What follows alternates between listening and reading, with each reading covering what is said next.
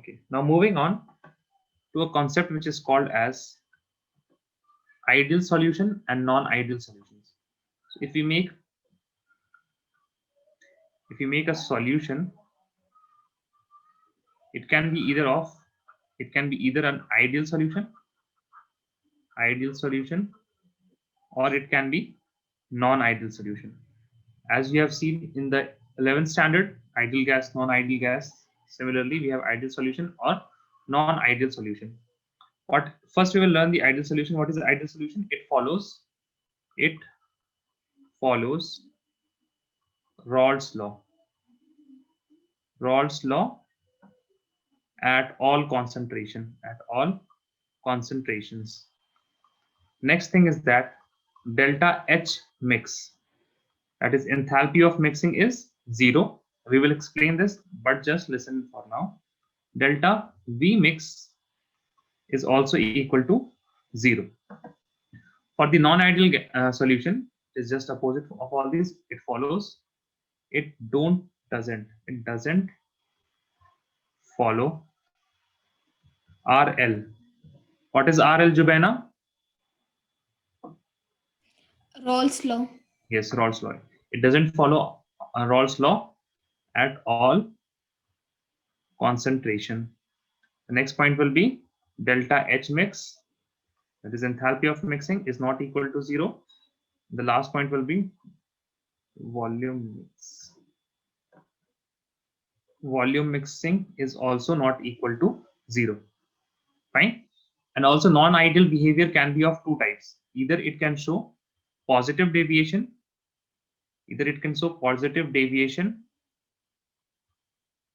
from Rawls law, or it can show negative deviation from Rawls law. Okay.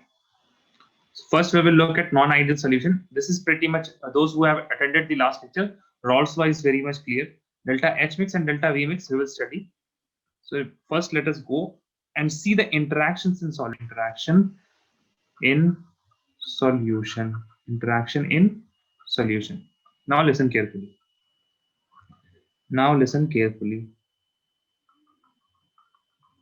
We have this liquid which is called A. We are going to mix it with another liquid which is wait a second, let me change the color. Another liquid which is, now Jubaina, you will tell me this liquid is B. Jubaina, you will tell me. Okay, sir. A is solute or B is solute? B is solute. B is solute. Very good. Now in A solution, we will have AA bonds. AA bond, what does that mean? It means that intermolecular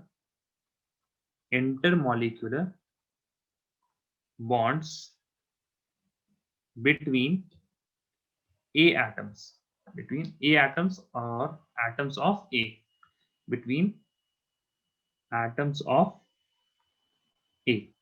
What does that mean? It means that see, if water, each and every atom was non-interacting, it was not interacting with any other atom, then it would be gas, correct? Because if there is no bonding, if the atoms and molecules of H2O are closer, only then it is in liquid form. If they are far away, then it is in gaseous form. So there must be some kind of force, attractive force between two molecules of H2O, to make it a liquid.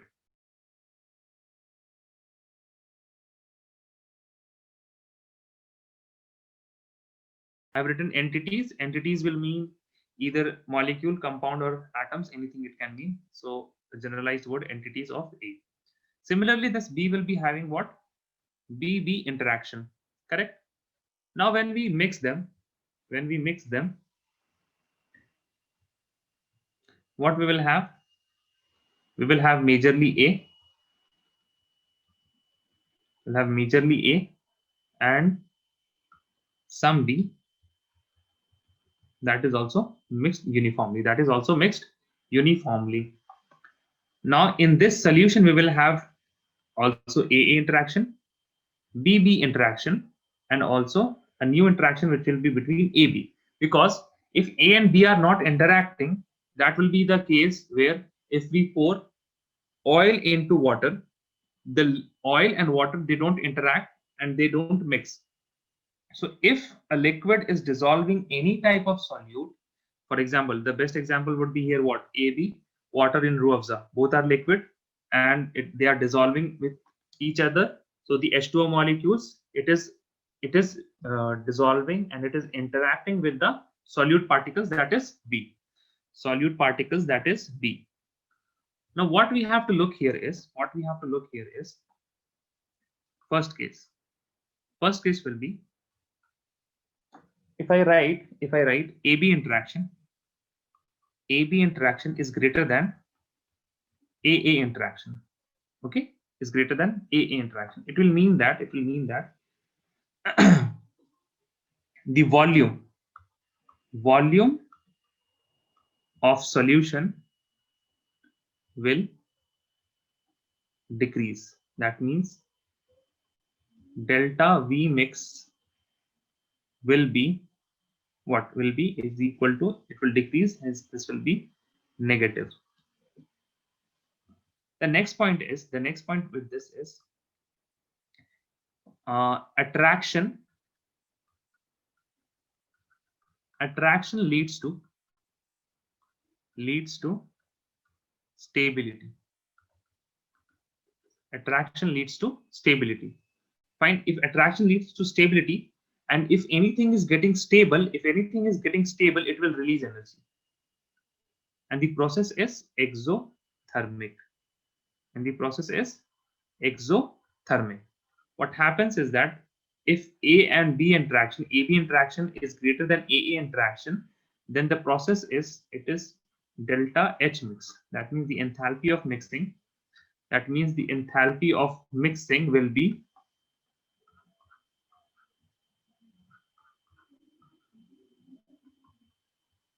if it is exothermic, it is releasing energy. If it is releasing energy, delta H mix will also be negative. Exothermic,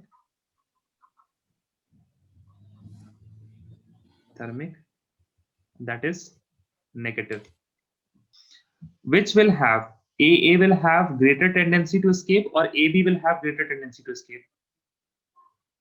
Jubena writes AA will have greater tendency to escape. That means I can say that AB will have solution will have lower vapor pressure. If it cannot escape, its vapor pressure will be low. Correct? Next case will be, now Fatima, you will say in chat, AB will be, what sign should I put here? Greater than or less than? What sign should I put here? So now AA will be greater. Alright. So everything will be just opposite. Okay, fine. Another thing that you should note here, this will have, if it has lower vapor pressure, it will show negative deviation from Raoult's law. Now moving on. First thing will be delta V mix will be is equal to what? This will be positive. Similarly, what will happen? Delta H mix, this will be also positive. And then we can write, it will show positive deviation. The vapor pressure, first we should write that. Vapor pressure will increase. The next point that we can write is positive deviation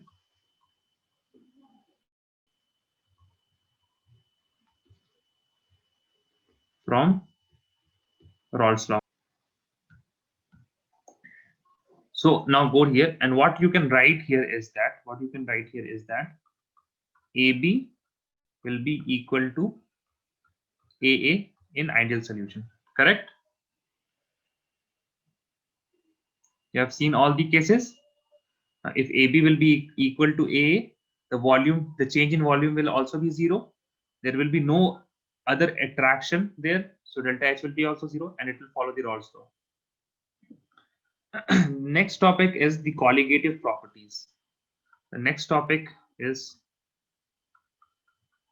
colligative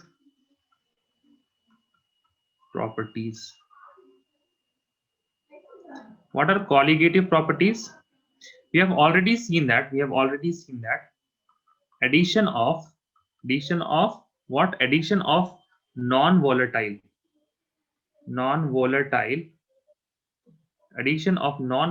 solute in solution decreases the what does it decrease? Decreases the vapor pressure.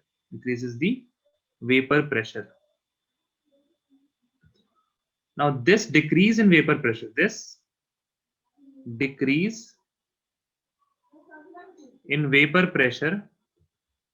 has several consequences.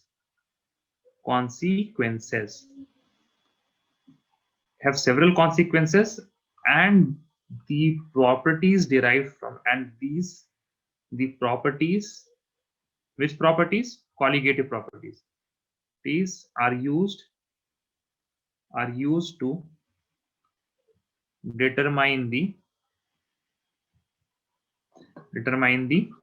molar mass of solutes. They are used to determine the molar mass of solutes. Now, why is this important? Determination of molar mass of solutes is important because suppose we have a contaminated water. We know what is it is made up of solvent, that is water. The solvent, there is water, we know that easily. But what is the contamination? We don't know. And how can we find out the contamination? By using the colligative properties, we can determine the molar mass of the solute, and then we will just see the periodic table. Oh, okay. So 9, the molar mass is 18. So okay, fine. Fluorine. Okay, the molar mass is 35.5. Okay, fine. We have chlorine contaminations here. So here it is important to determine the molar mass of solutes. How we are going to determine the molar mass of solutes? First, we have to look at the colligative properties. And the other thing is that these properties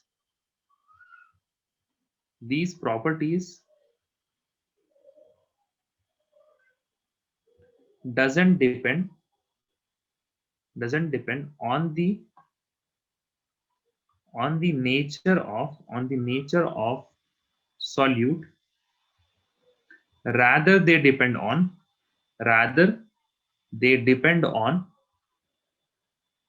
only on the amount of solute.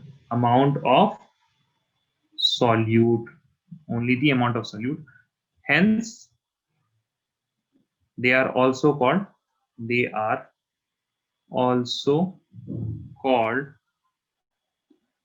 democratic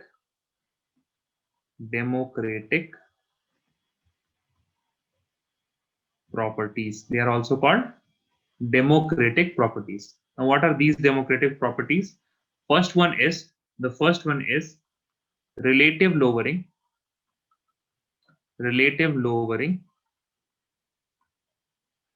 in vapor pressure. In the last lecture, we had done till delta P upon P naught is equal to chi2. What we can write here is, this is P naught 1 minus P upon P naught. Now the mole fraction of is equal to chi2. What is chi2? Chi2 is the mole fraction of solute. We can write it as N2 upon N1 plus N2. Now further on we can write as, or let us not write the assumption here. Let us say that for dilute solution, for dilute solutions, what happens?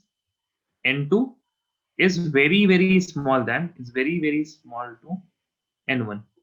Hence neglect, N2 in denominator. I'm writing deno. So this will be equal to how much?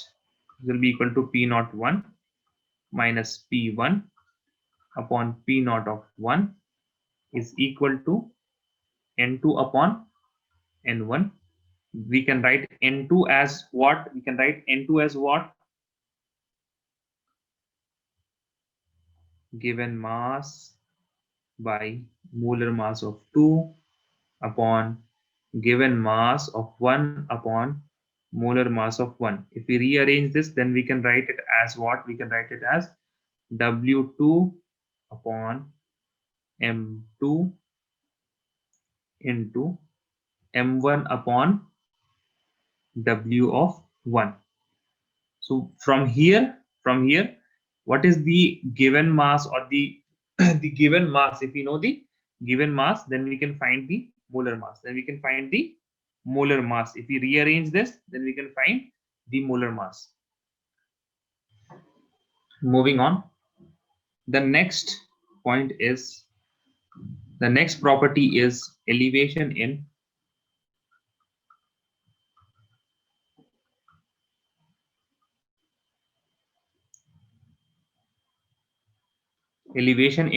boiling point. Elevation in boiling point. What is the difference between evaporation and boiling point? Evaporation, it's a process. Okay, and boiling point is a point. Yeah, boiling point, it's a point at it's a certain level at where the water gets boiled. But why do we boil things when we can evaporate? See, evaporation doesn't need any energy, correct? Yes, sir. So I mean, basically what is happening? Basically what is happening when water is boiling? And water is boiling, liquid is getting converted into gas, Water vapor. vapor. Yes. Similarly, for when evaporation also is happening, water is getting converted to Vapor. vapor. Okay, fine. One is like natural way, other like if for boiling we need like either gas or something of any external energy we need it. But then We for need other extra one it's energy. like a natural process. Now this is a Bunsen burner. Okay. Suppose what you did, you took a pot of water and put it in the gas stove and uh, put a lid over it, and then you sat somewhere and you can see what is happening. You turn on the stove and you lighted it. The gas is now burning. It is now heating the utensil, and the water is slowly getting heated. Now, if you are not seeing the water, what is happening? If you are sitting and just seeing the utensil and the lid, can you tell when the water has started boiling? When this lid gets shaken or some changes Yes, you could see yes. in the It will start shaking. Then you will understand that, okay, fine, now the water is boiling. So what happened is that if we see the picture in detail,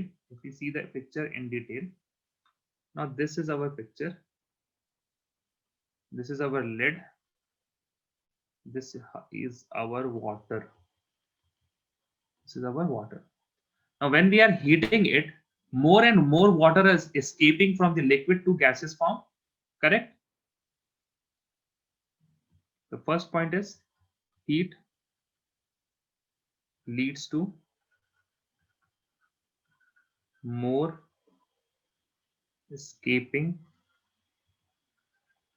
of H2O liquid to H2O gas, correct? That means heat leads to increase in vapor pressure. Heat leads to increase in vapor pressure, and the vapor pressure, when it is, see, which force is acting on this lid? There is only one pressure that is acting on this lid, that is of 1 atm atmospheric pressure, correct, Jubena? Okay. Now, if we see the lid and it is getting 1 atm pressure, and we have to shake it from below. We have to shake it from below. So how much pressure should we have at least to give from below to move this lid? We have to give how much? At least 1 atm of pressure. Then only we can at least shake a bit of lid. Correct? Then only we can shake the lid. So I can say that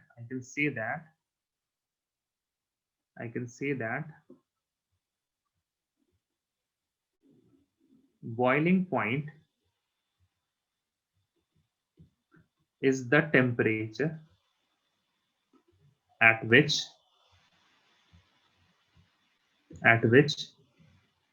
the vapor pressure of liquid is equal to what? Is equal to the atmospheric pressure.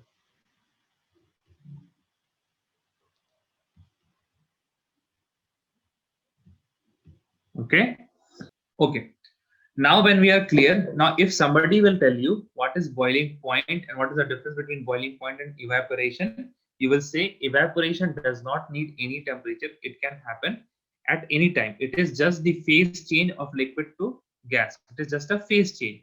But boiling point has nothing, it has nothing to do with anything. There is no liquid, no gas here. What we are saying, boiling point is the temperature at which the vapor pressure of liquid is equal to the atmospheric pressure. That's it. Boiling point is a temperature. Now, if we move further on, and we have to now look at, now this particular slide was for elevation in boiling point, but we discussed boiling point, hence we will write boiling point. Elevation of boiling point will come in the latest slide. Moving on to the next property, which is elevation in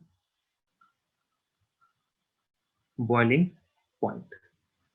What happens? First of all, the theory, addition of solute decreases the vapor pressure, correct? Vapor pressure of solution.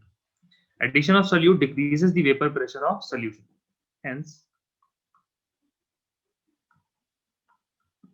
it is difficult for the solution, or the solution will require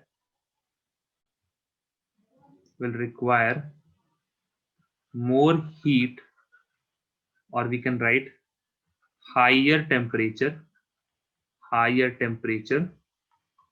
to achieve the vapor pressure that is equal to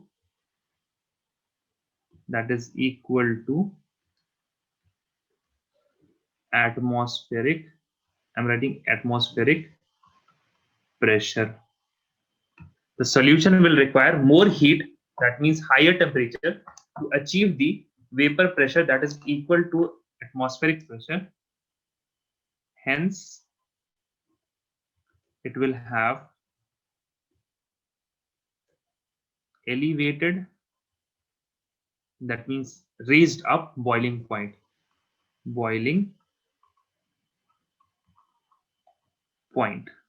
Let us understand this with a graph. Let's have the axes first.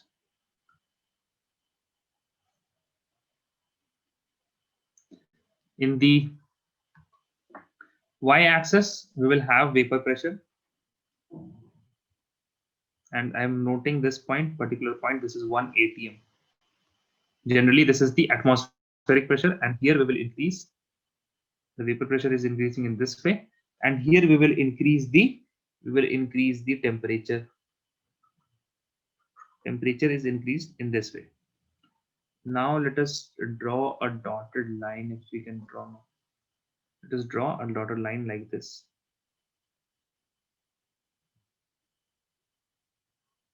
Assume that this line is straight. Assume that this line is straight. Let us assume that this is particular somewhere. This is 25 degree. This is 25. Okay. The normal room temperature. We will have some kind of vapor pressure. Some kind of vapor pressure always exists. That is why you get bubbles in the lid of water pot. So somewhere here.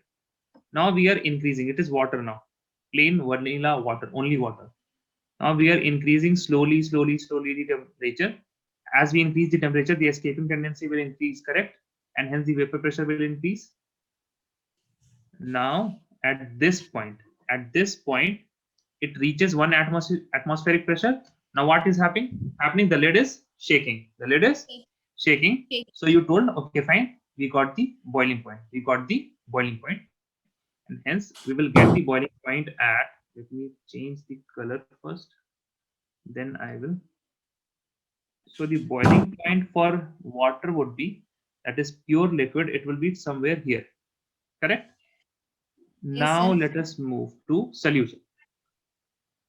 The first thing that we have written, addition of solute decreases the vapor pressure of solution. So from here only, in 25 degrees Celsius only, we will have a bit lesser vapor pressure. And now if we will increase vapor pressure slowly. Okay. Now at this point, the lid will start shaking. Now let us see the temperature. Correct. So what do we see here? We see here is that this is the temperature for what? Okay, let me change the color. This temperature is for pure A, that is solvent. This temperature is for solution. This graph is particularly for solvent. This is for solution. Okay. So now we see that the boiling point of the solution is higher than that of solvent. Hence this particular phenomena, which is called as elevation in boiling point. Now, how to determine we were saying that we will determine the molar mass. So first of all, we can say that the delta T in boiling point, the temperature difference between the boiling point of solvent and solute is directly proportional. I mean, the difference will increase if we start adding more and more solute, correct? So this difference is directly proportional to the concentration, and the concentration here is taken as molality. The reason is that we have taken molality because molality is one of those concentration terms which does not have a volume element, and hence it is not affected by temperature. Molality is not affected by temperature. Similarly, to remove the proportionality sign, we will write equal to, then we will write a constant, and we will name this constant B KB M. Now what are these terms? Delta TB is equal to, it is equal to the elevation in boiling point. It is equal to the elevation in boiling. I am writing BPT, writing BPT. We can say that it is equal to BPT of solution, which will be higher, minus that of boiling point of solvent. The next thing, that is KB. This is molar elevation constant. This is called molar elevation constant, or it is also called boiling. It's also called boiling point elevation constant. Let me write BPT, boiling point elevation constant.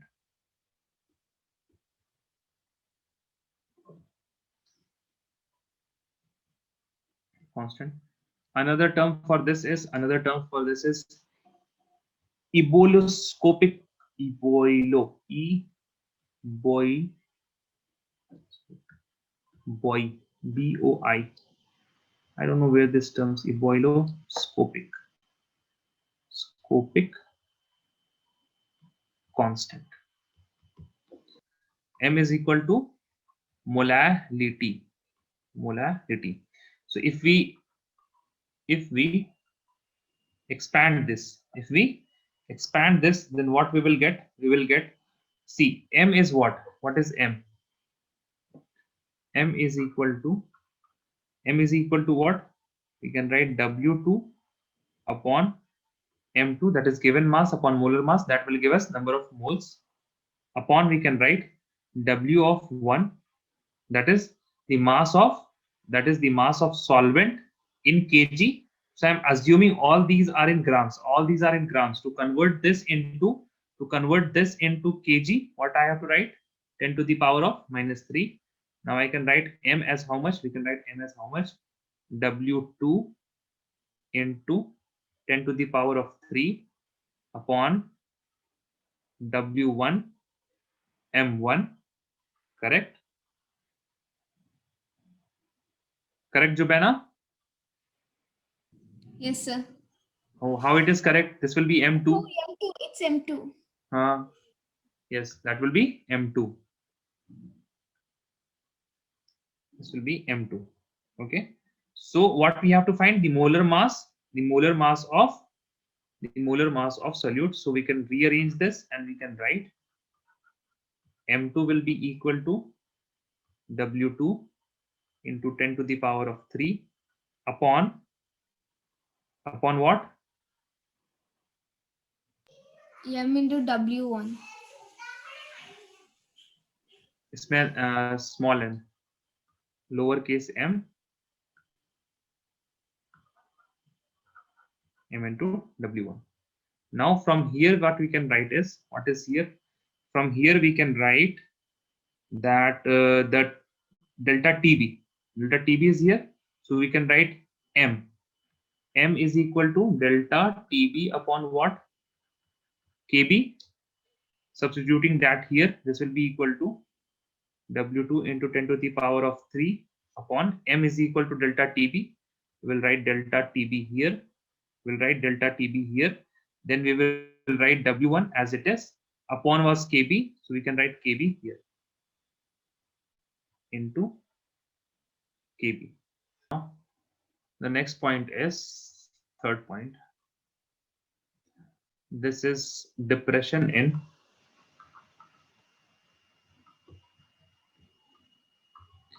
freezing point.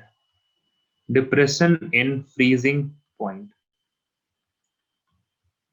Now the same arguments, addition of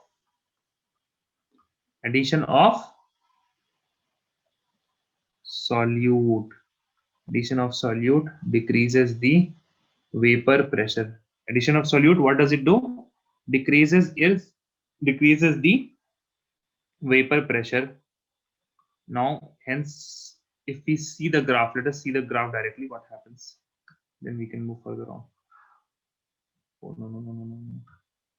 I have to take a straight line. I will take a straight line in the y-axis. I will have, as previously, vapor pressure is increasing.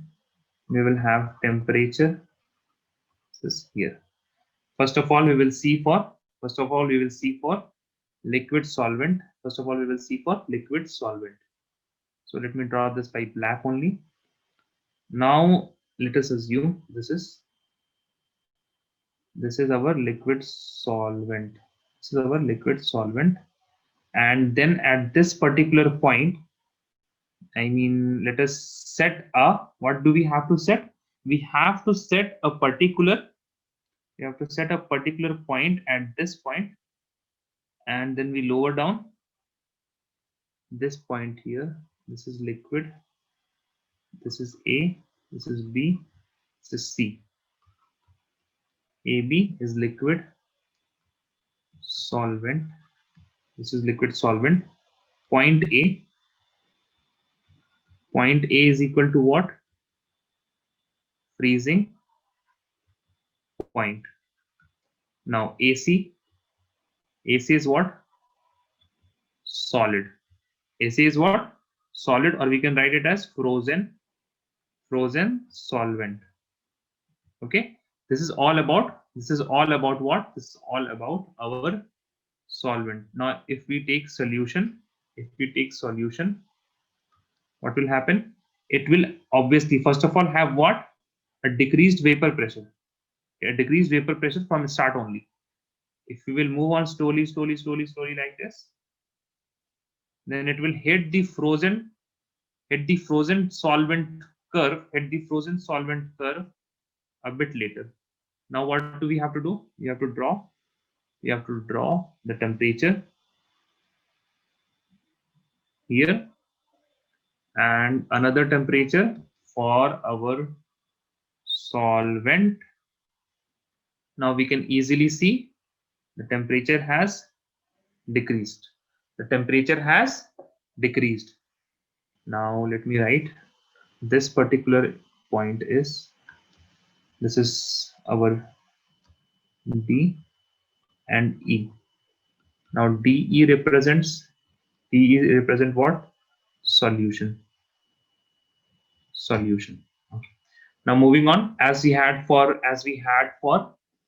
our boiling point, we will have delta T, and this will be F is directly proportional to M. Hence delta T of F will be equal to Kf of M, that is molality, and we can write M is equal to delta Tf upon Kf, and the molecular weight will be equal to how much? We determined it last time. W2 into 10 raised to 3 W2 kb into delta kb. not delta kb, only kb. Now we will write kf. All things are same, correct? So we will write kf. We are just substituting the m there. So this will be kf upon delta tf into w1. Right. Keep writing and also write kf. Kf is known as freezing point depression constant. Freezing point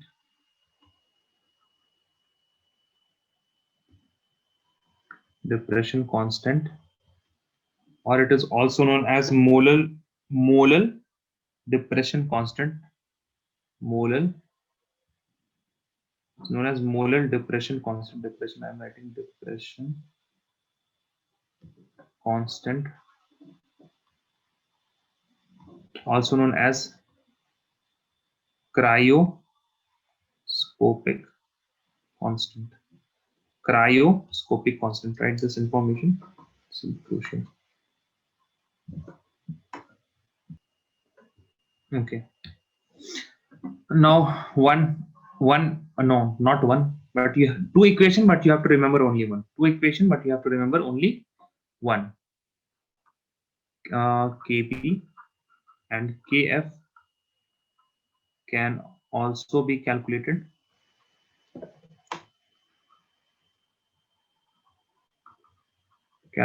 By following expression. The expression is Kf is equal to R into M1 into Tf square upon 10 to the power of 3 into delta H of fusion.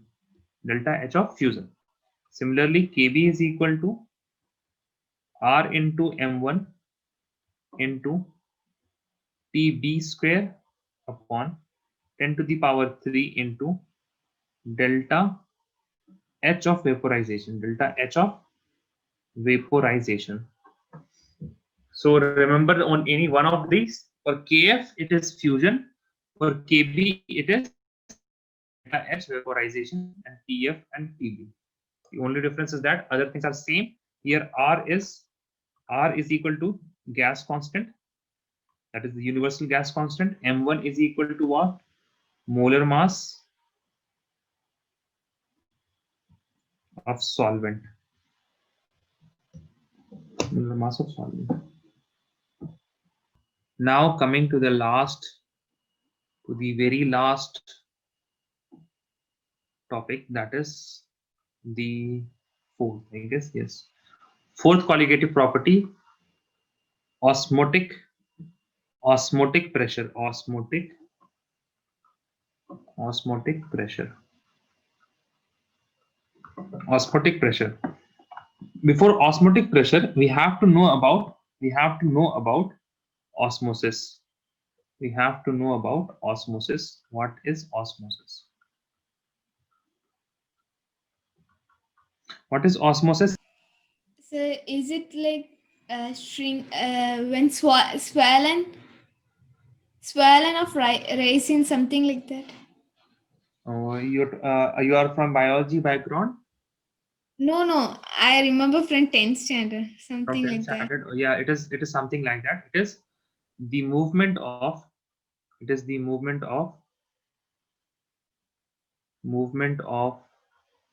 solvent from lower concentration to higher concentration. Yes, to higher concentration through a semi-permeable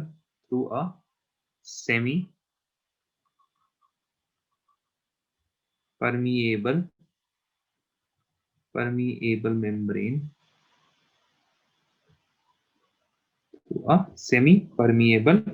membrane, solvent from lower concentration to higher concentration. Now, if you want to see that, then it will be something like this.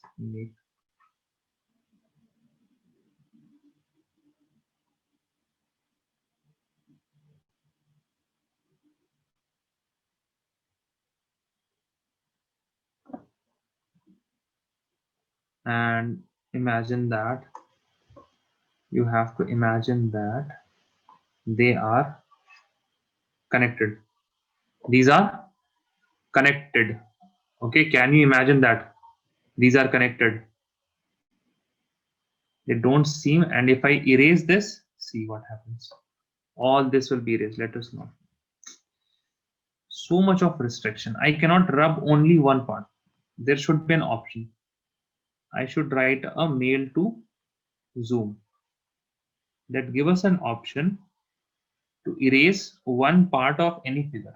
To erase one part of any figure. Now let us say that this is compartment A. This is compartment A. This is compartment B.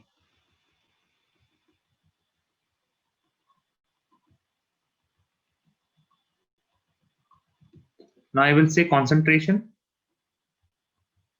of B is greater than concentration of A. Okay. So what will happen? The solvent of A, it will start moving to B. It will start moving in this direction, and it will move up till the concentration of A and B are equal. So what is moving? The solvent is moving. If I put a piston here, this is movable piston. Okay, and I start applying pressure. Fine, I start applying pressure.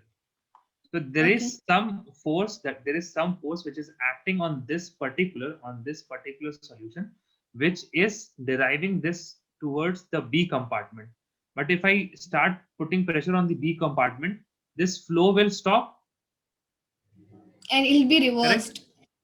Yes, sir. No, I just want to stop. I don't want to reverse it. I just want to stop it. Can I stop it? Why can't we stop it? If we can reverse it, see, the reverse procedure will be like this. From A to B, this with this much force. Okay, this is the magnitude vector. This is the magnitude vector. Now from A to B, if I applied some pressure, first of all the pressure was low, so this much of pressure. So the net would be flow from A to B. The net would be flow from A to B. Now if I increase the pressure of B, if I increase the pressure of B so much that it equals to the force by which A was coming to B, not the net total movement will be 0. Yes, sir. Okay, and after that, if I increase again B more, if I increase the B again, now the total movement, the net movement will be from B to A. Correct? Yes, sir. Yes, sir. Okay. That means it means that see, the surface of this compartment A will have some vapor pressure. Jubaina, please unmute your mic. Okay, sir. Okay, fine. This is what? Solvent. This is pure solvent. This is what? Solution. Correct. That is why the concentration of B is greater. For concentration of A, there is no solute. That means no concentration of solute. That is mean that it is completely dilute. It is pure solvent. So pure solvent will have higher vapor pressure than B. Yes, sir. So here in compartment A, the pressure that is put is by the vapor pressure of the liquid A. Now you understand? Yeah, got it, sir. Got it? Hence this is a osmotic pressure is a colligative property. Osmotic pressure is a colligative property. So let me now add to the slide.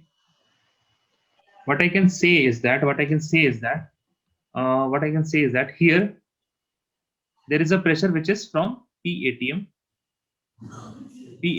correct? And some vapor pressure, we cannot measure that vapor pressure now in this compartment. And here also we have PATM, okay? And then we apply a pressure. And call it pi, so that that pressure stops the flow between A to B. It stops the flow between A to B, and we call that particular pi as what? Osmotic pressure.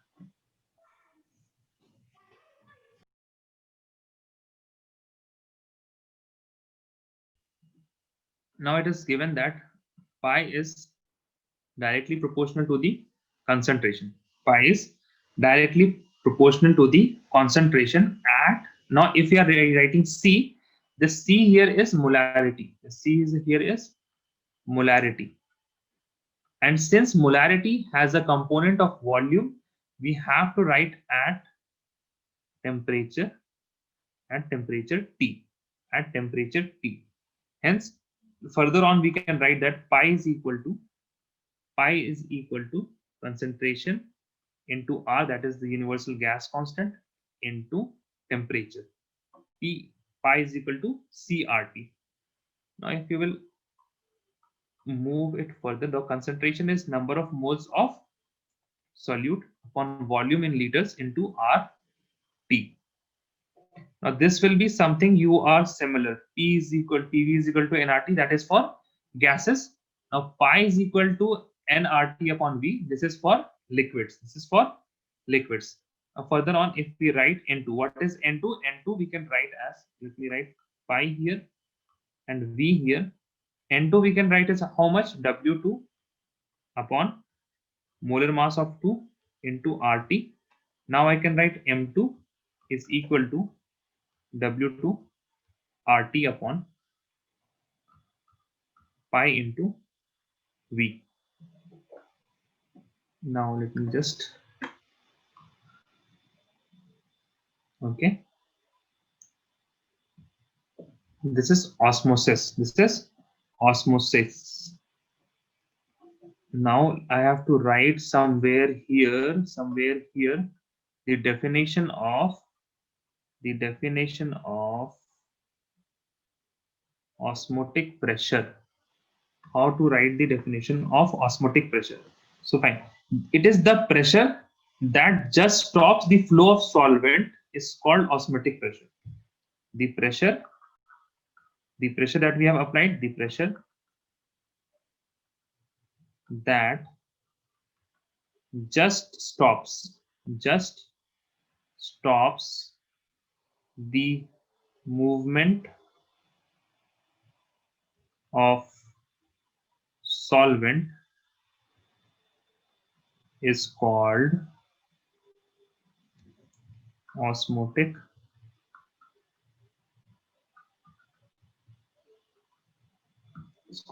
pressure. Now let us look at a procedure which is called reverse osmosis. It is called reverse osmosis.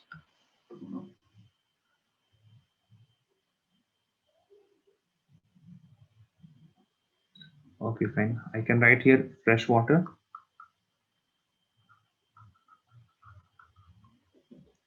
This is SPM. This is salt water or contaminated water. Now this will particularly go to a tap or something, and contaminated water will be coming from your tank or something. Okay, it will be coming from tank or something. Now tell me, this is fresh water, this is contaminated water, which will have greater concentration. Compartment A or compartment B, which will have greater concentration of solute. B will have. Correct? That means if osmosis was going to take place, it would have taken place from the solvent where the solvent is in greater amount, that is the concentration is low, from concentration low to high concentration, correct, of solute, from lower concentration to higher concentration of solute. But what we have to do, we have to purify this contaminated water. Hence what we will do, we will apply, if the water is still here, we will apply a pressure here which is greater than osmotic pressure. Now if it will be greater than osmotic pressure, then what we will do, we will be having a reverse osmosis. We will be having a reverse osmosis.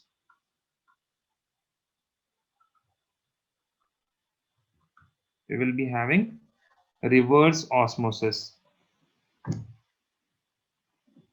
Now I can write the direction of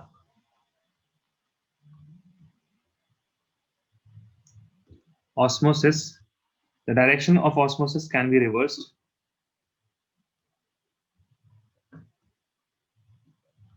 Can be reversed by applying larger pressure than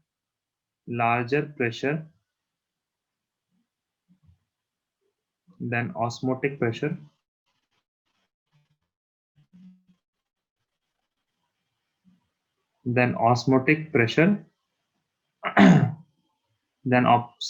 Applying larger pressure than osmotic pressure from the or on the solution side,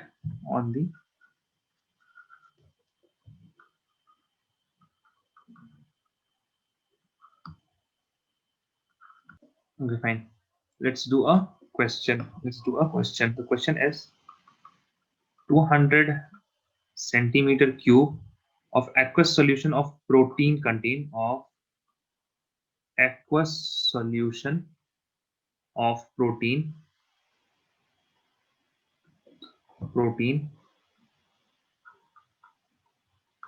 contains 1.26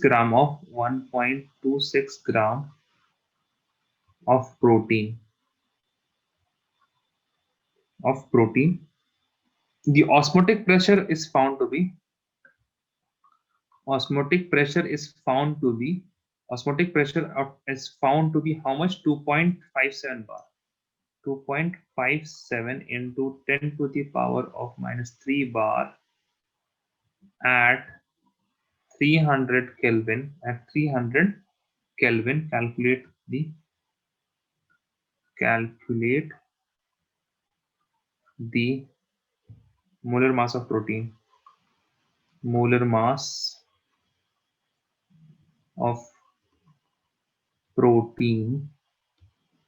R is given as 0.083 liter bar per mole per Kelvin. You don't have too much, you just have to apply this formula. M2 is equal to W2 has been given, R is given, T is given, pi is given, volume is given, everything is given. What are given? What is, first of all, the volume is given, that is equal to 200 centimeter cube. This will be equal to how much? 0.2 liters. 0.2 liters. The next information that is given is about temperature is equal to 300 Kelvin.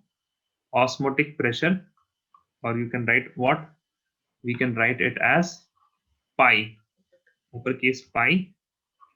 It is given as 2.57 into 10 to the power minus 3 bar, and R is given as how much? 0.083 liter bar per mole per Kelvin.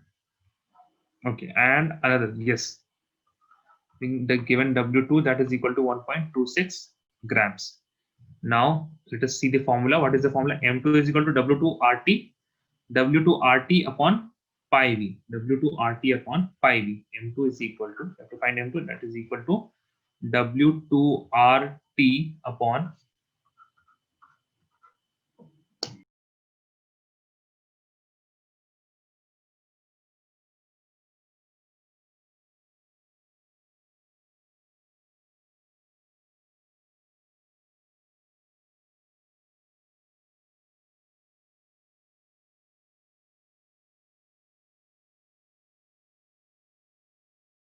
six 0.890, I guess.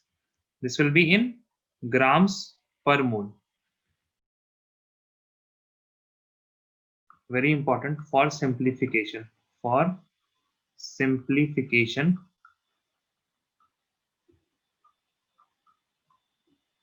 in calculation, what steps you have to follow? First of all, simplify the units. Okay. Second, you have to do what? Simplify the exponents of 10.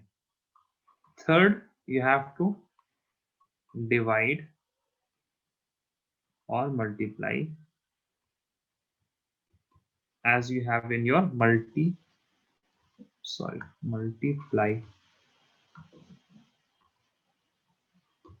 Okay, please do this in this particular sequence, and if you are doing with this sequence, what will happen? You will be making less mistakes, and also if you make any mistake, you will be able to trace that mistake. Okay, you will be able to trace that particular mistake. Okay,